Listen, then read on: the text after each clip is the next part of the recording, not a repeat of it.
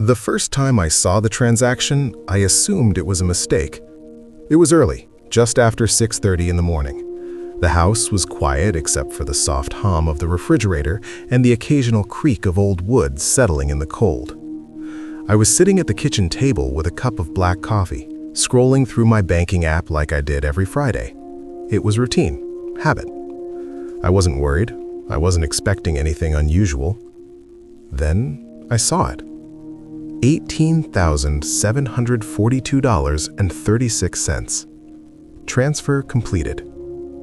For a second, my brain didn't process it. It was too big, too specific, too wrong. I blinked, refreshed the screen. It was still there. The number didn't change. My chest tightened, but not in panic. Not yet. More like confusion. Like when you hear bad news but don't fully believe it. I tapped the transaction. It had happened the night before. 2:17 a.m. External transfer, authorized. Authorized?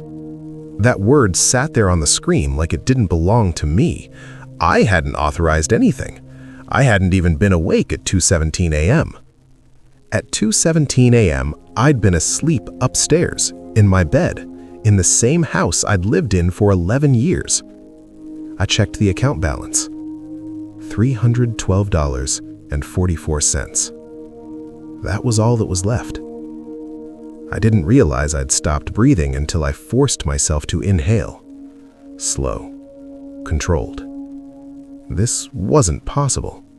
This account held everything: my savings, my emergency fund, years of overtime shifts, years of skipped vacations, years of saying no to things other people said yes to without thinking.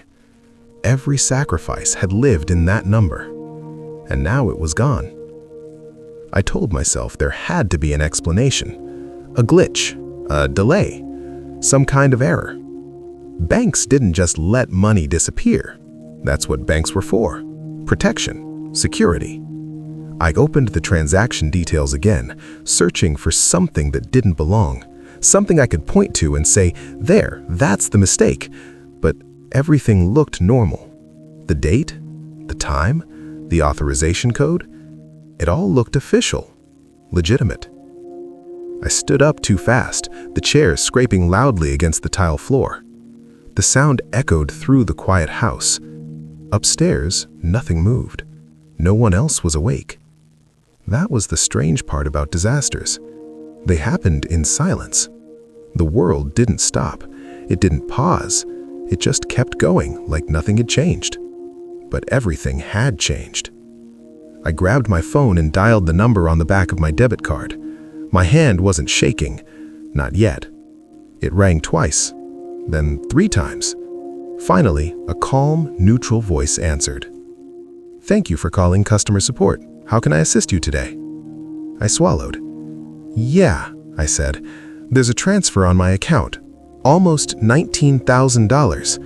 I didn't make it." There was a pause as she pulled up my information. I could hear typing. Soft, efficient, professional. "I see the transaction," she said. My heart beat faster.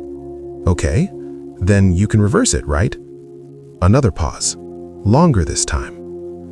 "I'm showing that the transfer was authorized using your account credentials." I didn't understand what she meant. "I didn't authorize it," I said. Her voice stayed calm, steady. "The system shows it was completed successfully. There were no security flags." Security flags, as if that proved something, as if that meant it was legitimate. "But I didn't do it," I said again. She didn't argue. She didn't accuse. She just stayed neutral, like she'd said this sentence 1,000 times before. "I understand your concern," she replied. "We can open an investigation." An investigation. That word didn't make me feel better. It made it feel real, permanent, out of my control. "How long does that take?" I asked. "Typically 7 to 10 business days." 7 to 10 days. 7 to 10 days without answers. 7 to 10 days without the money I'd spent years building. I sat back down slowly. The kitchen didn't look different. The walls were still the same color. The table was still the same table. But it didn't feel like my house anymore. It felt like something had been taken from it. Something invisible. Something you couldn't put back. Before we ended the call, she said something that stayed with me. Something I didn't fully understand until much later. The transfer was authorized using your login. Authorized. That word again. As if I had done this to myself. As if somewhere, somehow, this was my fault. I didn't go to work that morning. I sat at the same kitchen table long after the call ended, staring at the phone like it might suddenly fix itself. Like maybe the number would change. Maybe the money would reappear. But it didn't. It stayed gone. Around 9:12 a.m., my phone buzzed. An email. Subject line. Case opened. Unauthorized transaction investigation. It looked official, clean, cold. It didn't say they believed me. It didn't say they would fix it. It just said they were reviewing. That word meant nothing. I opened the banking app again. Still $312.44. That number felt smaller every time I looked at it. Not just financially, emotionally. Like my safety had been reduced to a number that couldn't protect me anymore. I tried to think logically. Had I clicked something? Downloaded something? Given my information somewhere? I was careful. Always careful. I didn't use public Wi-Fi. I didn't share passwords. I didn't fall for obvious scams. At least, I didn't think I had. Then something uncomfortable crept into my thoughts. Something I didn't want to consider. When was the last time I logged in from somewhere else? I remembered checking my account from my laptop 2 nights before. Same kitchen table, same chair. Nothing unusual, no warnings, no alerts, nothing to tell me someone else was watching, someone else was waiting. By noon, I couldn't sit still anymore. I called the bank again. This time, a different voice answered. A man. Older, slower. I need to understand how this happened, I said. He asked security questions. Mother's maiden name, last 4 digits of my social, address, date of birth. I answered all of them. Every answer confirmed what I already knew. This was my account, my identity, my life. He paused as he reviewed the case. Then he said something that made my stomach drop. The login came from a recognized device. Recognized device. What does that mean? I asked. It means the system identified it as a device that had previously accessed your account. Previously accessed. That didn't make sense. I hadn't logged in at 2:17 a.m. I was asleep.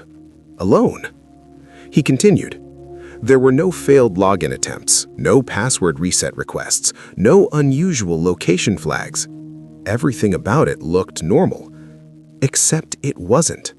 Because I hadn't done it. Are you saying it looks like me? I asked quietly. He hesitated. I'm saying the system doesn't see anything that suggests unauthorized access. Unauthorized. Authorized. The difference between those 2 words suddenly felt like the difference between getting my life back and losing it forever. After the call ended, I sat there trying to replay every decision I'd made in the past year, every login, every password, every moment I might have been careless. I remembered something small, something I hadn't thought about in months. A few months earlier, I'd received a call from someone claiming to be from the bank. They said there had been suspicious activity. They needed to verify my identity.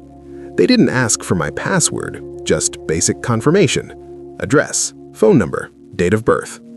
At the time, it didn't feel dangerous. It felt routine, professional, safe. Now, sitting there in the silence, it felt like a trap I'd walked into without realizing it. Had that been it? Had that been the moment everything started unraveling? Or was it something else? Something I'd never even noticed? That was the worst part. Not knowing. Not having a moment you could point to and say, that's where I lost everything. By evening, the house felt heavier. The same walls, the same furniture, but nothing felt secure anymore. I checked the locks on the doors, not because I thought someone would break in, but because I needed to feel like I could still protect something, anything. Before going to bed, I checked the banking app one more time. Still $312.44. Still gone. I lay there staring at the ceiling, unable to sleep. Not because of the money, but because of what it meant. Someone had reached into my life and taken something I couldn't replace. And the system that was supposed to protect me didn't see anything wrong, because to them, it looked like I had done it myself. The letter arrived 5 days later. It wasn't certified. It wasn't urgent. It was just another plain white envelope sitting quietly in my mailbox like it belonged there, like it carried nothing important. I held it in my hands longer than I needed to, because part of me already knew what it would say. Banks don't rush to give money back. They rush to protect themselves. I brought it inside and sat down at the kitchen table, the same place where I'd first seen the balance drop to almost nothing. For a moment, I didn't open it.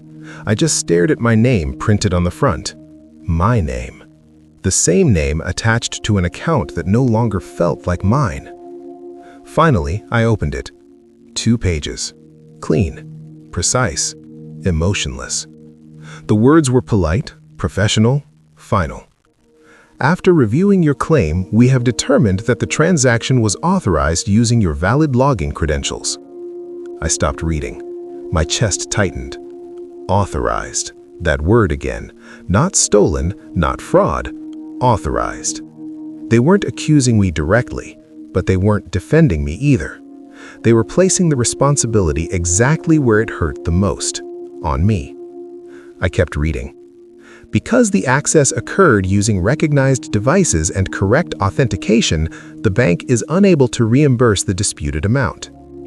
Unable. Not unwilling. Unable. The difference didn't matter. The result was the same. The money was gone, and they weren't bringing it back. I read the letter again and again, each time hoping I'd misunderstood something, hoping there was a line hidden somewhere that said they would fix it. There wasn't. The letter ended with a sentence that felt colder than the rest.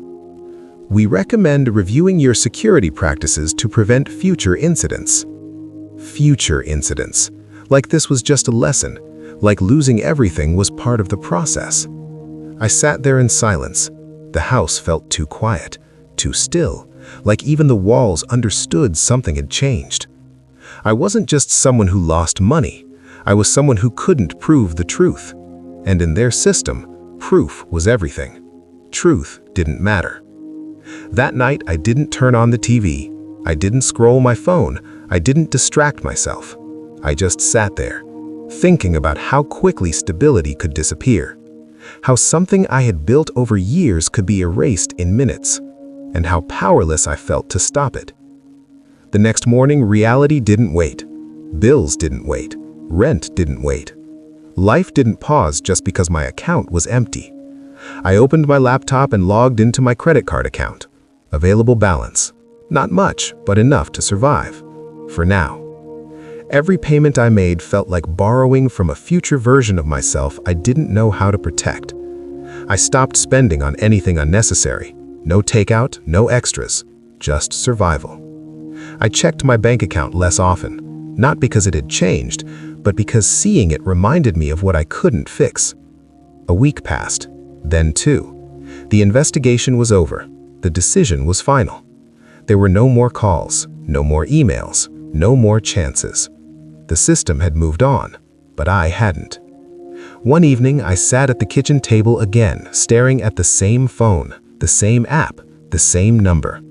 $312.44. It wasn't just a balance anymore. It was a reminder of trust, of vulnerability, of how fragile security really was. I thought about giving up, accepting it, moving forward, pretending it didn't matter. But something inside me refused to accept that. Not the money, but the idea that someone could take control of my life and walk away without consequence. The bank had closed the case, but I hadn't. Because if I accepted their decision, I wasn't just losing money. I was accepting their version of the truth, and their version wasn't mine. That night, I opened my laptop again, not to check my balance, not to pay a bill, but to start looking for answers they hadn't given me. Because somewhere between their system and my life, something had gone wrong, and I wasn't ready to let it stay that way. I stopped waiting for the bank to fix it, not because I trusted their decision, but because I understood something they would never say out loud. Their system had already decided who was responsible. And it wasn't them. It was me. Not intentionally, not willingly, but officially. That was enough.